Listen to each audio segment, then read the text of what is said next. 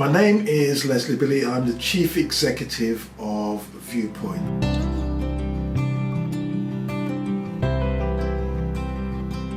Well, I'm not necessarily a group facilitator, but I am responsible for the facilitation of our group sessions, our collected sessions.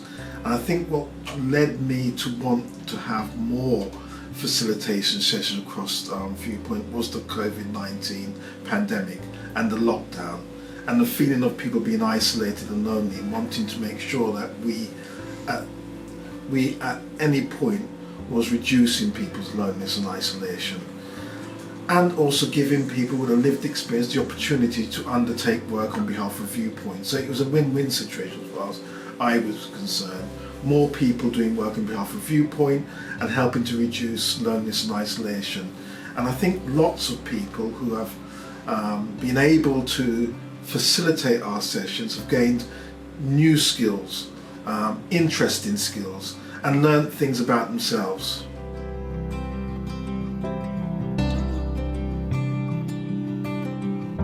Well, I think for me, I've learned that I am. It's difficult because I've learned that I can be more patient when we're using Zoom, and not so impatient. I give people more time.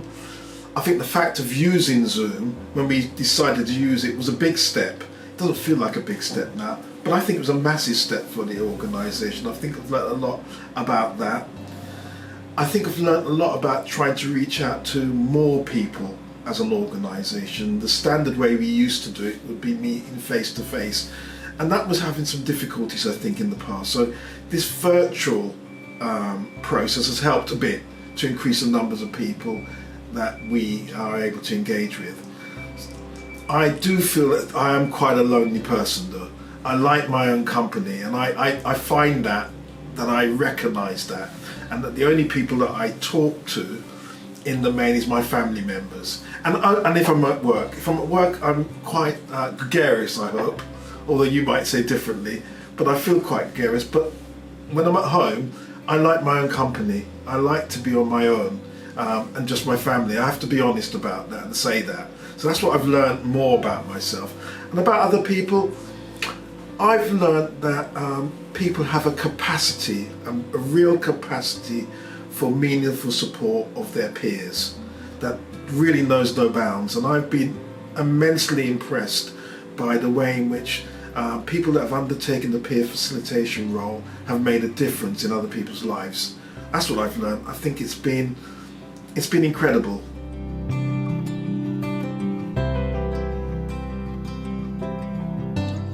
I think for me, it's the ability to use Zoom and to use Teams. Particularly, those have been really new skills that I've acquired, and I think they can be challenging. I think the whole digital platform can be challenging to learn and get accustomed to using on an ongoing basis. I mean, I've just come from 2 meetings via Teams, and that could be quite challenging. What have I learned also about myself? I think that I say this, but I think I'm much more patient and allowing people to have their say. And maybe I don't think I would have been so patient if people were around the table in a room. There seems to be more time for that, actually.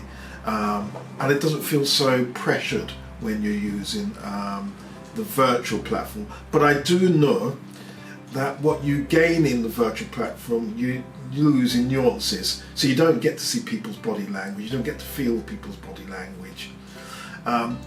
The other skill I think I've gained from this is the ability to support people in using Zoom, I think, and Teams. I think that's been helpful for me, to provide a platform for people to use that.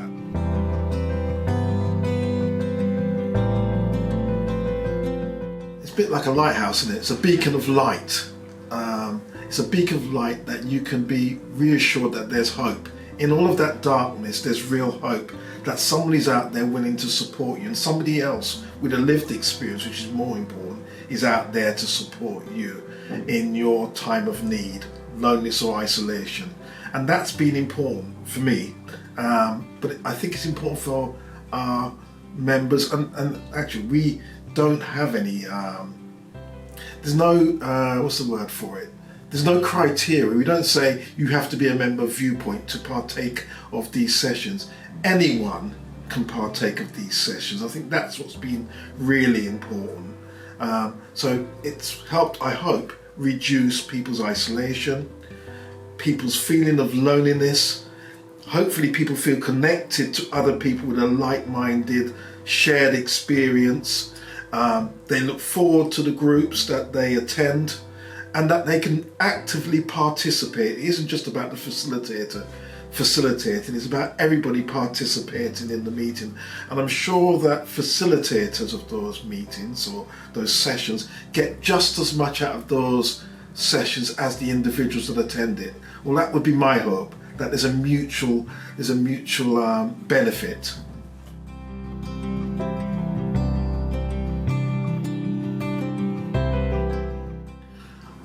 I think in the first instance there was a whole scenario about how we use Zoom or Teams and what processes we needed to put in place to make sure that that was going to be safe for the facilitators and for the people that were participating.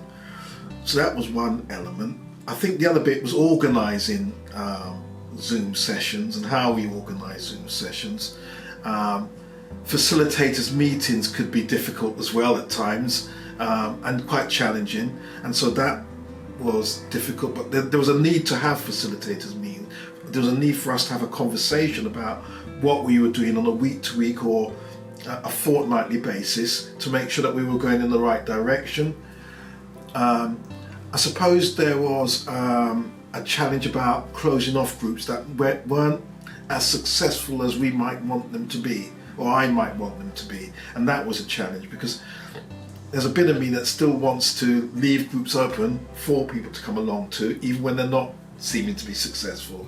So that was a challenge. Closing groups off, thinking about new groups, evaluating the groups that we were running as well was a challenge as well, because a bit of me didn't want to evaluate the groups. I just wanted the groups to be and for people to engage with those groups. But I understand the need and the value of evaluation for those groups, if not only for reporting back to funders or our commissioners.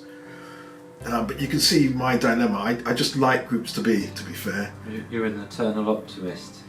Absolutely, I think that's true. I think actually when I'm at work, I am optimistic.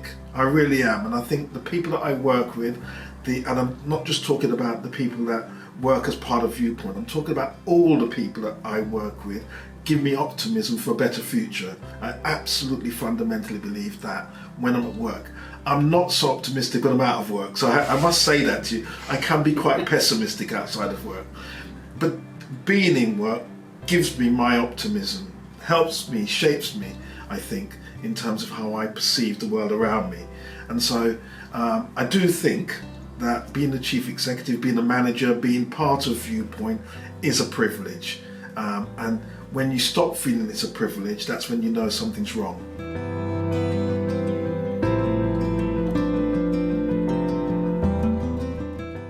All right. You got PlayStation 5. Yeah. Well, I think actually I've just started a new game called Just Cause. So I haven't finished Assassin's Creed. I've put that in abeyance, and I've started a new game called Just Cause 3, which is good. I'd advise you to try that at some point.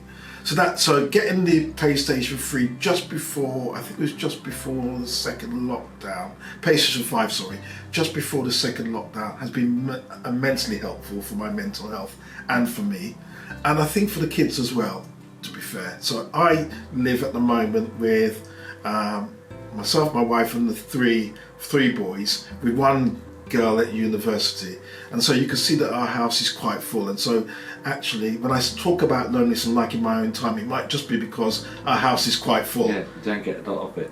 No, and so the problem might be when they all leave home, what I do in that scenario, the empty nest scenario.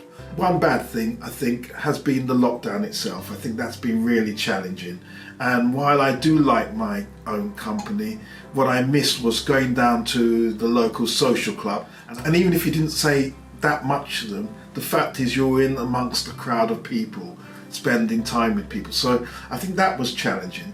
Also, I think what was challenging for me was coming into the office on my own. So for just before lockdown, first and second lockdown, I'd always been in an office full of people. There's a lot of life in there. And I mean, there's only been a bit of time when the staffing levels went particularly low and I was in the office on my own. But mainly, there's been people in the office. And even if not people, people with lived experience would come into the office anyway. It was an open door policy I think we had. And we still have, to be fair, notwithstanding COVID. So I missed that. I missed the people in the office. I missed the buzz, the hubbub, all of that stuff. That was quite challenging, and coming into the office on my own was difficult. But I also knew that I couldn't do any work at home. If I was at home, I wouldn't get anything done. It would just be me, me sitting there with my laptop, not doing anything, probably watching daytime television would be the case, I think. In fact, I'm going to be honest, it would have been me watching daytime television, actually. And so coming into the office helped me have a routine, helped me keep a routine in terms of work, I think. And in work, I think I liked the connected sessions. And I say why I liked that really quickly, because it wasn't about me. It was about all of us collectively trying to find some way in which we could connect with each other. And I liked that bit I really liked. And so while I made some decisions, it wasn't just my decisions. Most of the decisions were shared decisions, I would hope. And I only had to make decisions as and when necessary, I think. So I liked that. That felt to me the most co-productive that I think we've been over the years. And I think we are co-productive, but I felt that was co-productive.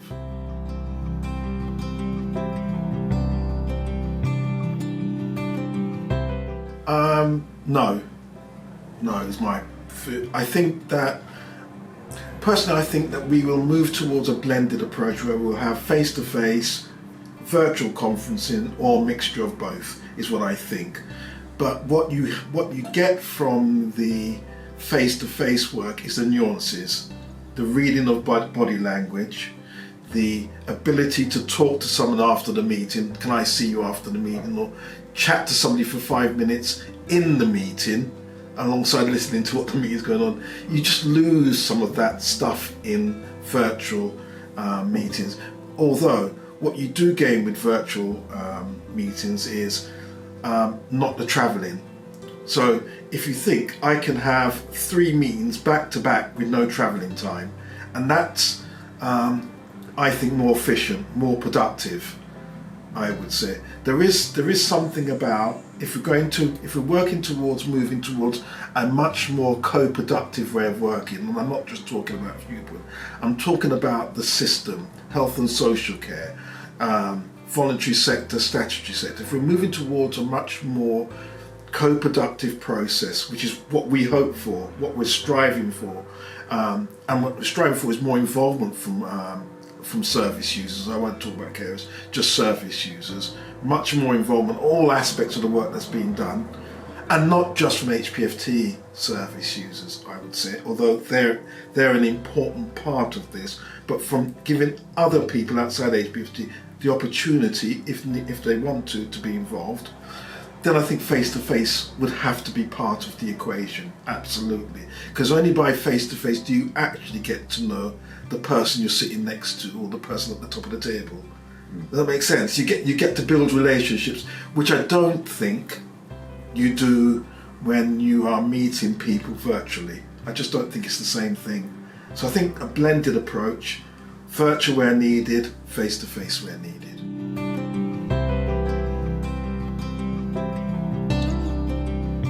I think that involvement is a fundamental part of somebody's recovery, and it doesn't matter how involved they want to be, it just plays a part in recovery. And I think to be asked to participate in particular projects, activities, says something about where you're at in terms of your own recovery, or not for that matter, because people are asked to be involved in activities when they're not that well, but there's a recognition that because they're not that well, they've got something to say. So I personally feel, and I'll say this to my grave, that actually involvement, engagement, being included, being part of, is a fundamental part of your recovery, of our recovery, of people's recovery. And it's the bit about not being asked, not being listened to. That's a hindrance to recovery. If you're asked, you can say no. You can say no. But the point is being asked. And actually the other part of that is when you are involved in something, it's being heard. Because you could be asked to be involved in something, and I'm sure we've all got experience of this where we've been asked to be part of something, but actually what we say or what we're talking about isn't listened to, isn't taken on board, is almost dismissed. So I think it's being involved and making sure that we are being heard, our voices are being heard in whatever we do, is an important part of recovery, along with all the other things, but I think that's really an important part of recovery, and indeed it's what we should be doing.